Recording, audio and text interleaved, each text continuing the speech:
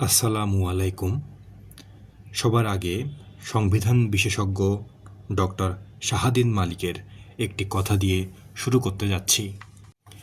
তিনি বলেছেন, সচেতন পাঠক মাত্রই জানেন বিদেশিদের আমেরিকান নাগরিক হওয়ার সব যোগ্যতা পূরণ করার পর সর্বশেষ বাধা হলো ওই দেশের সংবিধান সংক্রান্ত একটা পরীক্ষায় পাশ করতে হবে।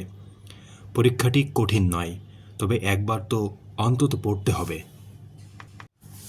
আমাদের কাউকেই সংবিধান পড়তে হয় না। এদেশে বিএ, এমএ সব পাশ করা যায়। সারা জীবন বড় বড় চাকরি করা যায় সংবিধানের চেহারা না দেখেই।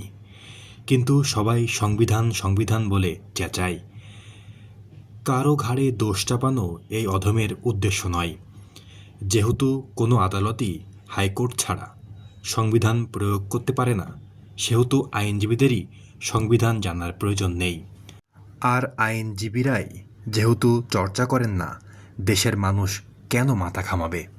অদূর ভবিষ্যতে যখন সংবিধানের সারাংশ আর সারমর্ম পড়া বাধ্যতামূলক হবে, সংবিধান নিয়ে ভালো ভালো বই লেখা হবে, হাইকোর্ট ছাড়াও অন্যান্য আদালতে অন্তত কয়েকটি মৌলিক অধিকার লঙ্ঘনের প্রতিকার পাওয়ার আইন পাশ হবে, তারপর হয়তো সংবিধানটা অর্থবহ হবে। আমরা সংবিধান পড়ব বাংলাদেশের বিভিন্ন প্রতিযোগিতাপূর্ণ পরীক্ষায় আসার মতো, প্রিলি, লিখিত বা ভাইবা।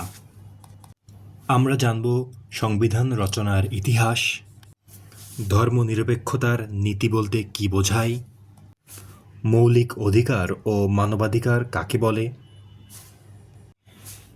গ্রেপ্তার ও আটকের রক্ষাকবচের বিধানটি কী, অ্যাটর্নি জেনারেলের কাজ বা ক্ষমতা কী, সংসদ সদস্য হওয়ার যোগ্যতা অযোগ্যতা কী, কিভাবে সুপ্রিম কোর্ট গঠন হয়, রিট কী এবং এর প্রকারভেদ কী, জরুরি বিধান সম্পর্কে সংবিধানে কী বলা আছে, সংবিধান সংশোধনের বিধান কী, এ সকল বিভিন্ন প্রশ্নসহ সংবিধানের মৌলিক বিষয় এবং অবশ্যই ১৫৩টি অনুচ্ছেদের অন্তর্গত ১১টি ভাগ বা অধ্যায়কে আমরা বিশ্লেষণ করব।